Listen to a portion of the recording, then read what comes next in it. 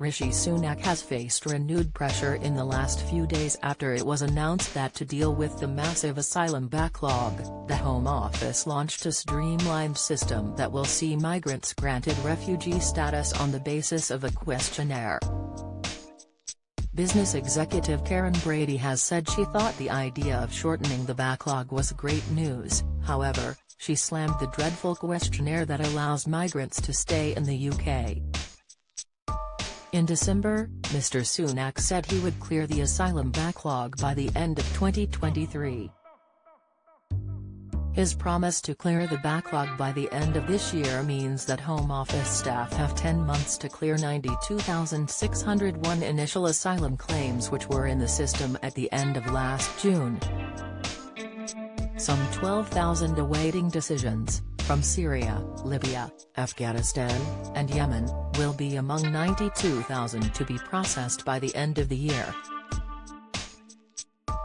Baroness Brady took to her column in The Sun to share her opinion on the matter, branding the idea of clearing the list as great news. However, she used her column to share the reasons why she cannot back Mr. Sunak's new plan.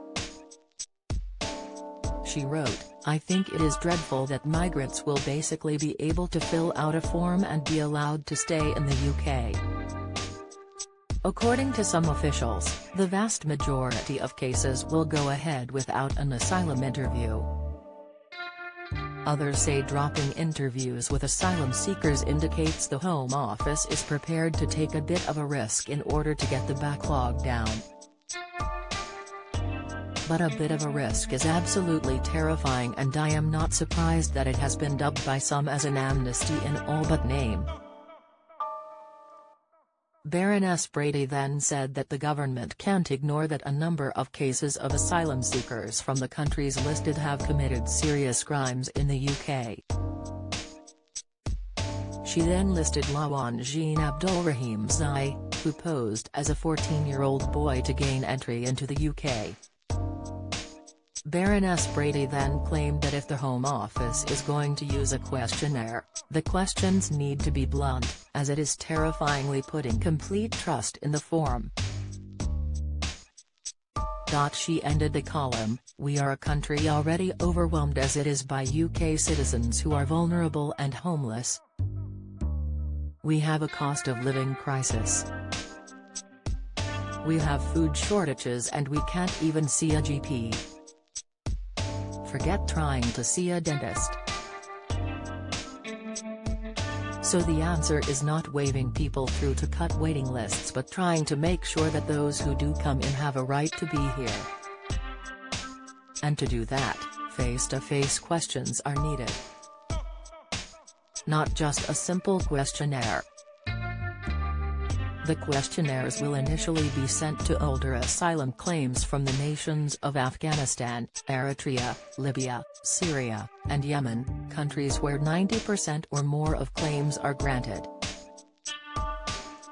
The Home Office's Director of Asylum, Protection and Enforcement writes in a letter that this would streamline the asylum process for claimants who are confirmed nationals of Afghanistan, Eritrea, Libya, Syria, and Yemen.